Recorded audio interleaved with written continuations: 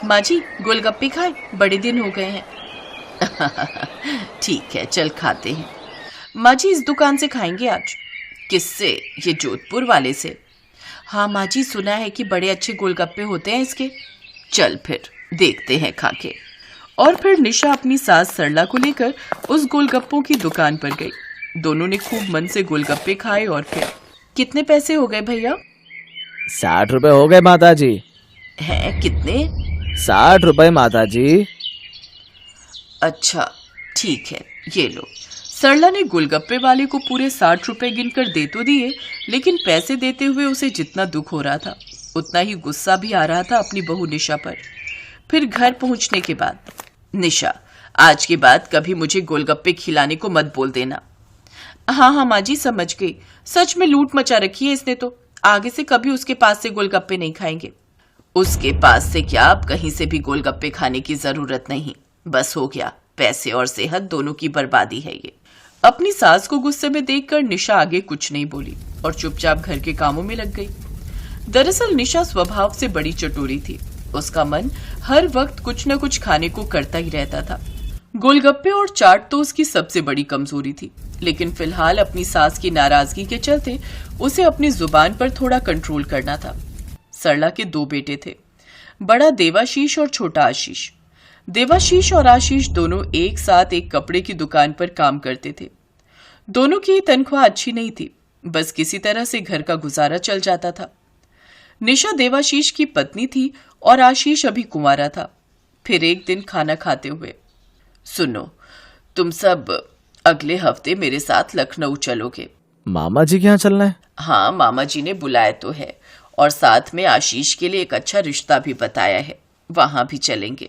अरे वाह, बढ़िया है। लो बेटा आशीष, अब तुम्हारी भी आजादी खत्म है। ठीक 1 हफ्ते बाद चारों लोग आशीष के लिए लड़की देखने गए। लड़की का नाम काजल था, जो आशीष को पहली ही नजर में भा गई। और कुछ दिनों में काजल सरला की छोटी बहू बनकर उसके घर आ गई। निशा और सरला में भी अच्छी पटने लगी। सब ठीक चल रहा था। फिर एक दिन दोनों बहुएं एक साथ सब्जी खरीदने बाजार गई। और फिर, सुनो ना भाभी, चलो ना गोलगप्पे खाते हैं। अब ठीक है, पर माँ जी को मत बताना। क्यों? ऐसा क्यों? अरे वो गुस्सा करती हैं। गोलगप्पे खाने के लिए? नहीं, महंगे गोलगप्पे खाने के लिए। मतलब? अरे वो सामने दुकान देख रही हो, वो बड़ी वाली, वो जोधपुर स्नैक्स वाली। हाँ हाँ वही। उनके गोलगप्पे ना क्या बताऊं कितने मज़ेदार होते हैं। अच्छा, अगर ऐसी बात है तो आओ चलकर खाते हैं ना। अरे यार, पर वो महंगे देता है। ओहो भाभी, चलो ना, गोलगप्पे हैं, कितने ही महंगे होंगे, चलो जल्दी। अब तो निशा से भी नहीं रुका गया। दोनों गोलगप्पे खाने पहुंच गई। और फिर जैसे ही काजल ने पहला गोलगप्पा खाया, क्या बात है, कसम से भाभी, थैंक यू जो आपने मुझे इस दुकान के बारे में बता दिया। गोलगप्पे और चाट तो पहले से ही मेरी जान है, ऊपर से इस दुकान का टेस्ट, मज़ा ही आ गया। अब वैसे गोलगप्पे तो मुझे भी बहुत पसंद है। पता है, मैं अपनी सहेलियों के साथ गोलगप्पे खाने का कंपटीशन करती थी स्कूल में। मुझसे ज़्यादा गोलगप्पे वहाँ कोई नहीं खा पाता था। अच्छा, ऐसी बात है? तो आज फिर से हो जाए कंपटीशन, मुझे हरा कर दिखाओ तो जानू। ऐसी बात है तो चल फिर। भैया रुकना नहीं, आज देख ही लेते हैं हम दोनों में कौन बड़ी चटोरी है। बस फिर क्या था, गोलगप्पे वाला धुआंधार गोलगप्पे बनाता गया और दोनों बहुएं बिना रुके खाती ही गई। दोनों में से कोई भी हार मानने को तैयार ही नहीं थी। हालांकि काफी सारे गोलगप्पे खाने के बाद उनकी हालत खराब होने लगी, लेकिन मजाल है जो कोई एक भी गोलगप्पे की प्लेट छोड़ने को तैयार हो।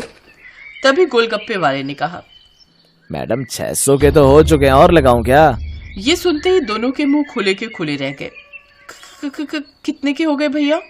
600 के हो गए मैडम, बताओ और बनाऊं? 1 मिनट भैया, रुक जाओ। निशा ने काजल को साइड में ले जाकर धीरे से उसके कान में कहा, काजल कितने पैसे लाई हो तुम? भाभी, माँ जी ने 500 रुपये दिए थे, कहा था 200 की सब्जी ले आना और 300 में आटा और दाल। अरे यार, मर गए। राशन सब्जी तो छोड़, यहाँ तो गोलगप्पों के ही पूरे पैसे नहीं है। अब क्या करें? माँ जी को फ़ोन करना पड़ेगा, और क्या। हैं? फिर तो गए काम से। अब भैया अपना फ़ोन देना, ज़रा एक कॉल करनी है। अब आप ये 500 रखो, मैं फ़ोन करके और पैसे मंगाती हूँ। दोनों बहुओं के पास अब कोई चारा नहीं था, क्योंकि दोनों के पास वाकई पैसे नहीं थे। हार मानकर उन्हें फ़ोन करके अपनी सास सरला को सारी बात बतानी ही पड़ी। फिर ठीक आधे घंटे के बाद निशा और काजल को उनकी सास सरला दूर से आती दिखाई दी। उसने आते ही अपनी साड़ी के पल्लू पर लगी गांठ को खोलकर कुछ पैसे गोलगप्पे वाले को दिए। वो सारी चिल्लर थी और सारे पैसे मिलाकर 95 रुपए ही हो रहे थे। भैया मुझे माफ करना, पर मेरे पास अभी 100 रुपए पूरे नहीं है, बस 5 कम है। मैं आजकल में लौटा दूंगी तुम्हें, भरोसा रखो। वाह जी वाह, चले आते हैं मुंह उठाकर। फकीर कहीं के। उस दिन सरला का बहुत अपमान हो गया था और ये देखकर निशा और काजल दोनों शर्म से पानी पानी हो गई। निशा को अब जाकर समझ आया था कि उस दिन सरला को उस बड़ी दुकान के गोलगप्पे क्यों नहीं भाए। दोनों बहुओं को सबक मिल चुका था, क्योंकि उन दोनों के चटोरेपन और बेवकूफ़ी की वजह से परिवार के लिए आने वाले कुछ दिन दिक्कत से बीतने वाले।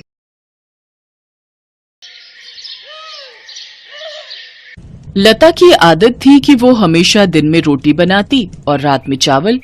कुछ भी हो जाए, कभी दाल चावल, कभी राजमा चावल, कभी पुलाव, कभी खिचड़ी पर चावल तो बनने ही बनने हैं।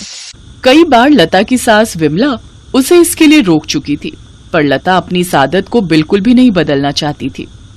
बहू, आज खाने में क्या बनाया है? बाबूजी दाल चावल बनाए हैं। आज फिर चावल बना लिए। लता, मेरे तो घुटनों में बहुत दर्द रहता है, मैं रोजाना रात में चावल नहीं खा सकती बहू।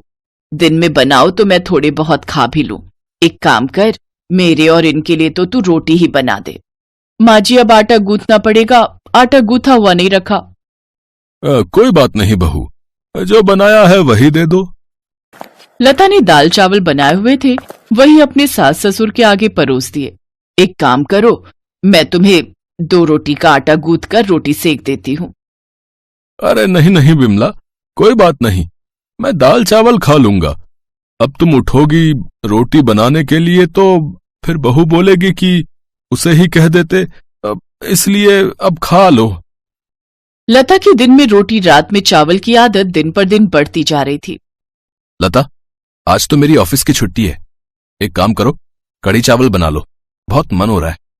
अब मैंने गोभी आलू की सब्जी और रोटी बना दी है, अब मैं कुछ नहीं बनाऊंगी।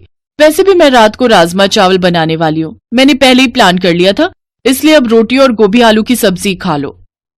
तुम सही हो, जब देखो अपनी मर्जी करती हो। अब रात में मैं सोच रहा था कि मटर पनीर की सब्जी और रोटी बनवाऊंगा, तुम राजमा चावल का प्लान बनाकर बैठ गई हो। अरे तो क्या हुआ, तुम तो जानते हो ना मैं दिन में चावल नहीं बनाती हूँ, रात में थकी हुई होती हूँ, इसीलिए मैं रात को ही चावल बनाती हूँ। मेरे से नहीं बनती रात में रोटियां। अच्छा ठीक है, जो मन में आए वो करो। मैं माँ को डॉक्टर के पास ले जा रहा हूँ, बोल रही हैं कुछ दिनों से घुटनों में बहुत दर्द है। विमला की तबीयत ठीक नहीं थी, इसीलिए बेटा अभिनव उसे डॉक्टर के पास ले जाता है। देखिए माताजी, उड़द की दाल, भिंडी, चावल, दही वगैरह और ठंडी चीजें आपको कुछ समय के लिए बंद करनी होंगी। डॉक्टर साहब, मैं तो कोई ठंडी चीज लेती ही नहीं हूँ। ये बच्चे कई बार कहते हैं कि ठंडा आइसक्रीम और ठंडा दूध वगैरह ले लो। मैं तो दही भी बहुत कम खाती हूँ क्योंकि मेरे घुटनों में दर्द हो जाता है। अब डॉक्टर साहब, और कुछ खाने का परहेज? बस इन्हीं बातों का ध्यान रखें और समय पर दवाई लें। विमला अभिनव के साथ घर आ जाती है। लता, डॉक्टर ने माँ को कुछ चीजें खाने के लिए मना किया है, जिनमें से चावल भी हैं। तुम ये जो रोज चावल बना देती हो ना रात में, वो माँ को बहुत नुकसान करते हैं, इसलिए अब माँ के लिए रोटी बना दिया करो। ठीक है, बना दूंगी, पर आज खाना बन चुका है। तो कोई बात नहीं, माँ के लिए रोटी बना दो, और एक काम करो, बाबूजी के लिए भी बनाई दो। बस काम पर काम बढ़ा देते हो। लता गुस्से में रसोई में जाती है तो वो देखती है कि उसकी सास रसोई में रोटी सेक रही है। अरे, मैं बना तो रही थी, आप क्यों खड़ी हो गई? अब ये देखेंगे आपको रोटी बनाते हुए तो मुझ पर गुस्सा करेंगे। कोई बात नहीं बहू, तुम भी तो पूरा दिन काम करके थक जाती हो, 2-4 रोटी ही तो सेकनी है, उसमें देर नहीं लगती। तुम्हारे लिए बनाऊं, तुम खाओगी? नहीं नहीं, मुझे नहीं खानी, आप अपने लिए और बाबूजी के लिए बना लो, मैं तो चावल ही खाऊंगी। अपना खाना डालकर रसोई से चली जाती है। लता ने अपनी आदत को फिर भी नहीं छोड़ा। दिन में रोटी सब्जी बन जाती तो वो रात में चावल बना लेती। जब उसने देखा कि उसके सास ससुर को तो रोटी ही खानी है, तो उसने अब दिन में ज्यादा रोटी बनानी शुरू कर दी ताकि रात को उसे फिर से रोटी ना बनानी पड़े और वो चावल खाकर ही रह जाए। माँ जी, रोटी मैंने दोपहर में ही ज्यादा बना दी थी। मुझे पता था आप और बाबूजी रात को रोटी खाते हो, इसलिए मैंने सोच लिया है अब मैं आप लोगों की रोटी दोपहर में ही बना दिया करूंगी। पर बहू, वो तो ठंडी हो गई होगी। अब अरे विमला, कोई बात नहीं, ठंडी है तो उन्हें तवे पर गर्म कर लो, तुमने और मैंने ही तो खानी है। जाओ बहू, तुम अपना खाना खा लो। लता अपने कमरे में चली जाती है। उसके सास ससुर दोपहर की रोटी ही खा लेते हैं। लता अपनी आदत की वजह से अब जब भी रात में चावल बनाती तो अपने सास ससुर की रोटी दोपहर में ही बनाकर रख देती। एक दिन लता अपने कमरे में स्टूल पर चढ़कर ऊपर की अलमारी से कुछ ढूंढ रही थी। कहाँ रख दिया मैंने अपना नया पर्स? यहीं ऊपर अलमारी में ही तो रखा था। भाभी, आराम से, मेज गिर जाएगा, रुको मैं आती हूँ। जितनी देर में काम वाली दौड़ कर जाती, इतनी देर में लता मेज से नीचे गिर चुकी थी। लता की चीख निकल गई। अभिनव और विमला लता को डॉक्टर के पास ले गए। लता की रीढ़ की हड्डी का मांस फट गया, जिस कारण लता को कुछ दिनों का बेड रेस्ट हो गया। माँ, ये लता की सारी दवाइयाँ अभी अगले हफ्ते बुलाया डॉक्टर ने। बेटा, घबराने की तो कोई बात नहीं है ना? डॉक्टर क्या कह रहा है? पापा, रीढ़ की हड्डी का मांस फट गया है, इसलिए कुछ दिन ठीक होने में लगेंगे, लेकिन लता को पूरा बेड रेस्ट करना होगा। कमर में बहुत दर्द हो रहा है। अरे, मेरी बहू तो बहुत बहादुर है, देखना तुम बहुत जल्दी ठीक हो जाओगी। मैं तुम्हें ताकत की बहुत अच्छी अच्छी चीजें बनाकर दूंगी, जिससे तुम्हें आराम मिलेगा। लता की कमर में दर्द था और ये बात उसकी सास और बाकी परिवार के लोग भी समझ पा रहे थे। सब लता को बहुत हिम्मत देते हैं। लता की सास विमला अपनी बहू की बहुत देखभाल करती है। लता देखती है कि उसकी सास बिल्कुल उसकी सगी माँ की तरह उसकी देखभाल कर रही है। उसे अपने ऊपर बहुत पछतावा होता है कि एक तरफ वो अपने सास ससुर के लिए 2 रोटी बनाने में कितना हिचकिचाती थी और उन्हें दोपहर की ठंडी रोटियां दे देती थी, सिर्फ इसलिए क्योंकि रात में उसे सिर्फ चावल बनाना और खाना पसंद था। उसने अपने सास ससुर की उम्र का लिहाज भी नहीं किया। लता को अपनी गलती का एहसास होता है और कुछ दिनों बाद जब वो ठीक हो जाती है तो वो अपनी गलती को सुधार लेती है। वो जब भी रात में चावल बनाती तो थोड़ी रोटियां भी बना देती, ताकि उसके सास ससुर अगर चावल नहीं खाना चाहते तो वो गरम गरम रोटी खा सके।